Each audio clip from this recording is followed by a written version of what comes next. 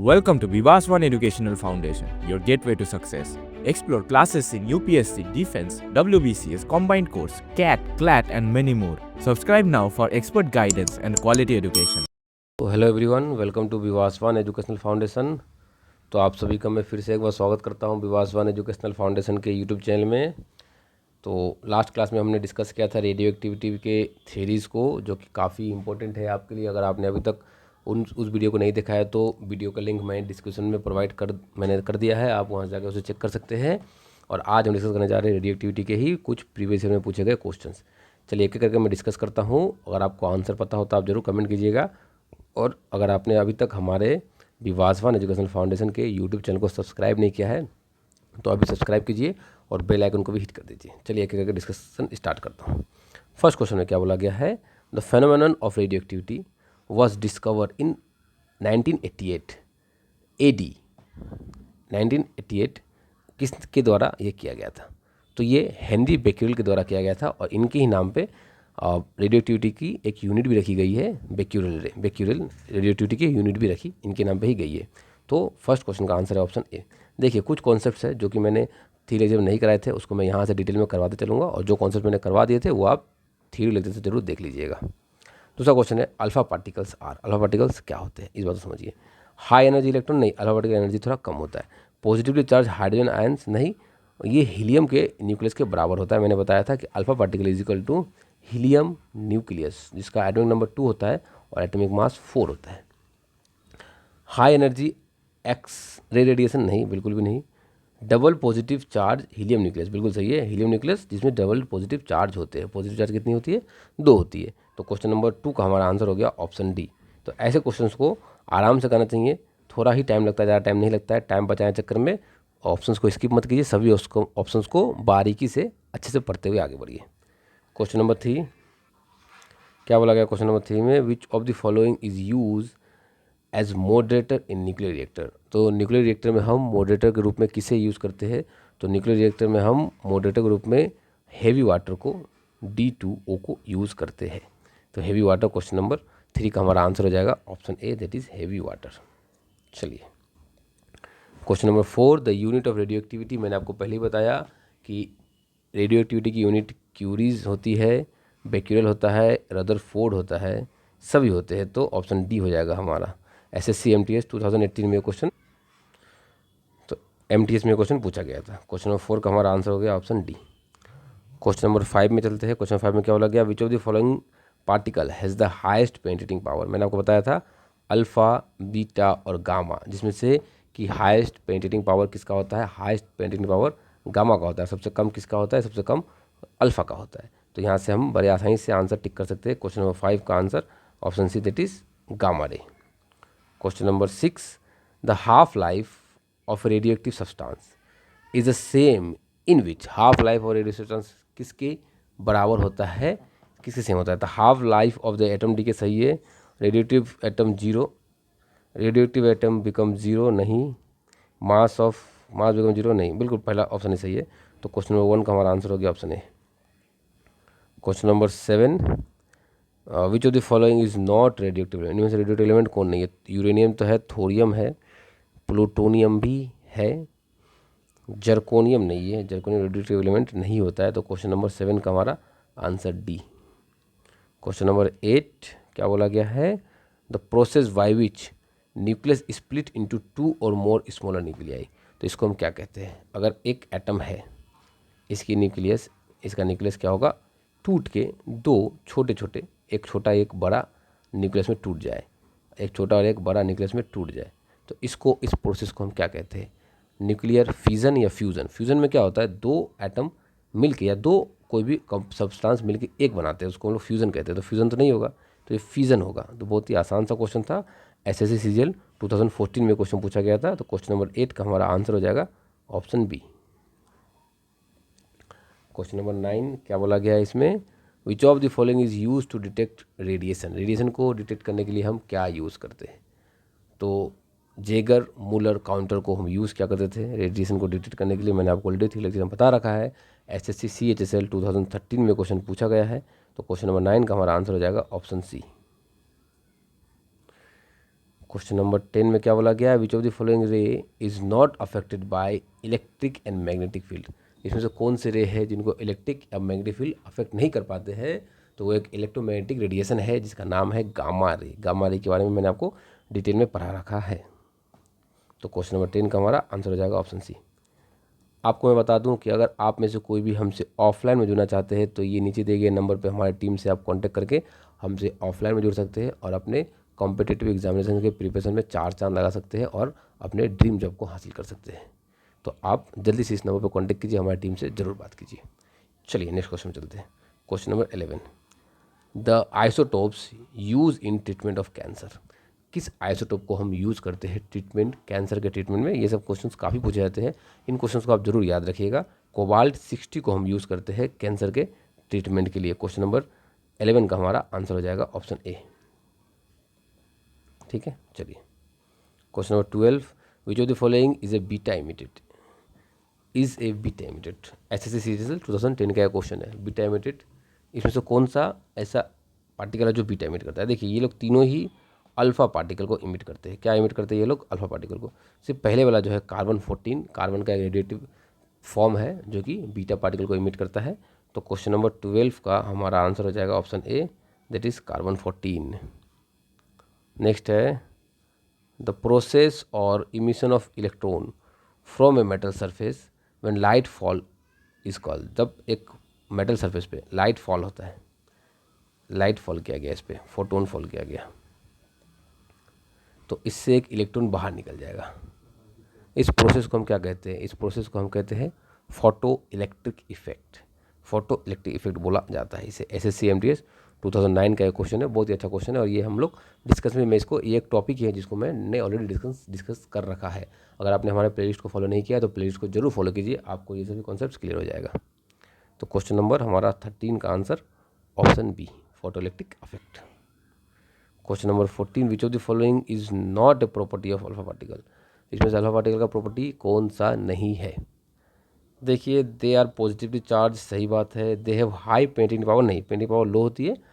Painting power high किसका होता है? तो गामा रेज का होता है। दे हैव मास, मास तो होता है, सही बात है, मास तो होता है, और जो बहुत ज़्यादा नहीं होता है। दे आर हीलियम न्यूक्लियस, सही बात है, ये भी सही है, मास तो होता है। तो गलत पूछा था हमसे, ठीक है, बिल्कुल एक ही ऑप्शन जो गलत यहाँ प्रूव हो रहा है। तो क्वेश्चन नंबर 14 का हमारा आंसर हो जाएगा ऑप्शन बी। चलिए क्वेश्चन नंबर 15 की बातें करें। क्या बोला गया क्वेश्चन 15 में? Which of the following element is most commonly use in nuclear reactor.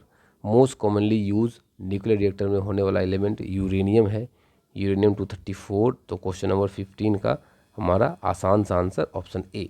तो क्वेश्चन नंबर 15 का आंसर हो जाएगा ऑप्शन ए, यूरेनियम। क्वेश्चन नंबर 16 की बातें करें। क्वेश्चन नंबर 16 में क्या बोला गया है? The radioactive isotope use in carbon dating. Carbon dating में हम लोग जिस रेडियो एक्टिव आइसोटोप को यूज़ करते हैं उसका नाम क्या है? कार्बन 14 को हम लोग नॉर्मली रेडियो एक्टिव आइसोटोप में यूज़ करते हैं। SSC MTS 2006 का, सॉरी, ये क्वेश्चन है, क्वेश्चन नंबर 16 का सी, कार्बन 14।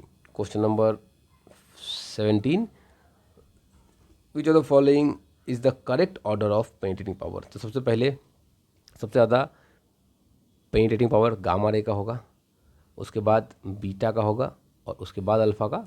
सबसे कम पेनिट्रेटिंग पावर अल्फ़ा का होता है। मैंने ये आपको थ्योरी लेक्चर में ही बताया था, अभी मैं दोबारा बता रहा हूँ। तो गामा बीटा अल्फ़ा देखना है, जो कि ऑप्शन बी में मुझे दिख गया, तो मैं ऑप्शन बी के साथ चलूँगा। क्वेश्चन नंबर 17 का हमारा आंसर हो जाएगा option B, that is gamma beta and alpha. Question number 18, which of the following is use as a fuel in nuclear power plant. Nuclear power plant में as a fuel किसको use करते हैं? तो uranium 235 को हम लोग as a fuel use करते हैं। कहाँ पर? तो न्यूक्लियर पावर प्लांट में। तो यहाँ ऑप्शन में मुझे दिख रहा है, ऑप्शन नंबर ए पे ही दिख रहा है कि न्यूक्लियर पावर प्लांट में हम लोग यूरेनियम 235 को यूज़ करते हैं। तो क्वेश्चन नंबर 18 का हमारा आंसर हो जाएगा option A. Question number 19, the SI unit of activity of radio active source. जो SI यूनिट क्या होती है? Activity of radio active source की SI यूनिट क्या होगी? ये यहाँ पर पूछा गया है। तो देखिए, ये तो सिंपल है, बेक्यूरल रेज है, और बेक्यूरल जो यूनिट होता है रेडियो एक्टिविटी की, मैंने आपको ऑलरेडी बता रखा है। तो क्वेश्चन नंबर 19 का SSC MTS 2003 में पूछा गया था, बहुत ही आसान सा, 19 का option B. Question number 20, which of the following particle is emitted during beta decay. Beta decay में कौन से पार्टिकल्स इमिट होते हैं? तो बीटा डीके में इलेक्ट्रॉन इमिट होता है।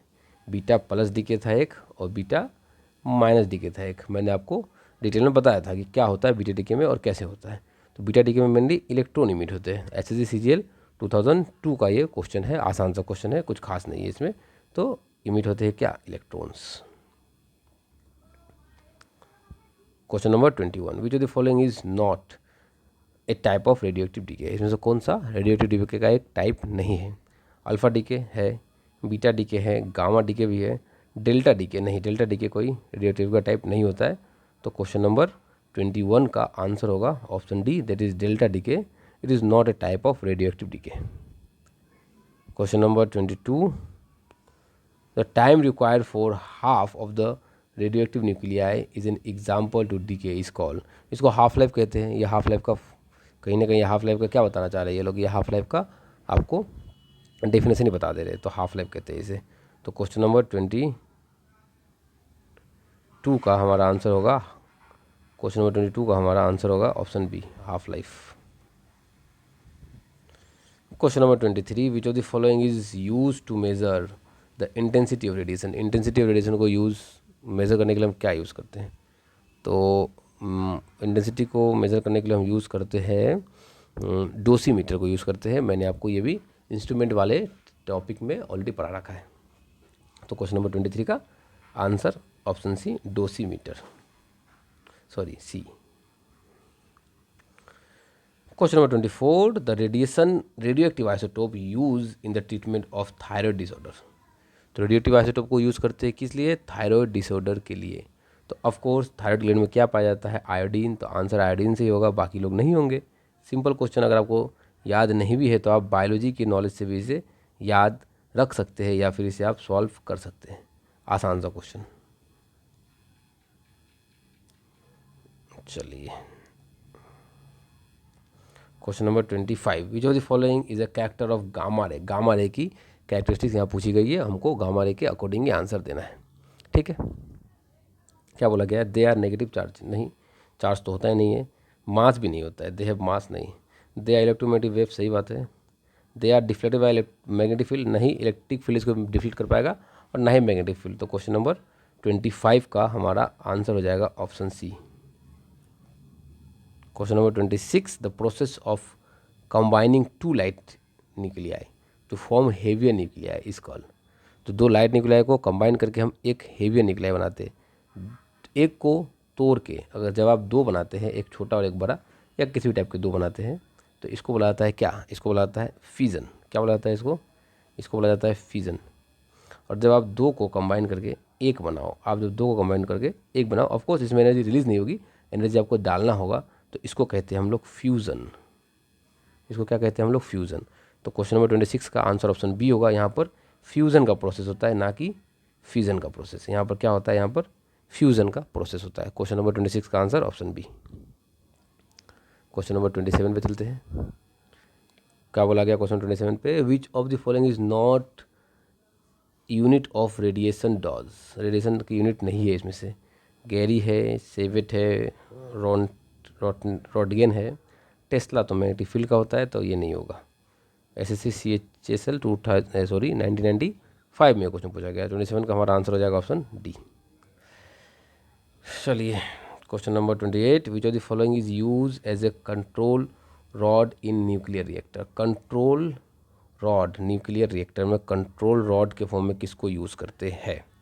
तो कंट्रोल रॉड के रूप में हम लोग कैडमियम को यूज़ करते हैं। यूरेनियम तो नहीं होगा, प्लूटोनियम है, ये रहा कैडमियम ऑप्शन में है, थोरियम भी नहीं होगा।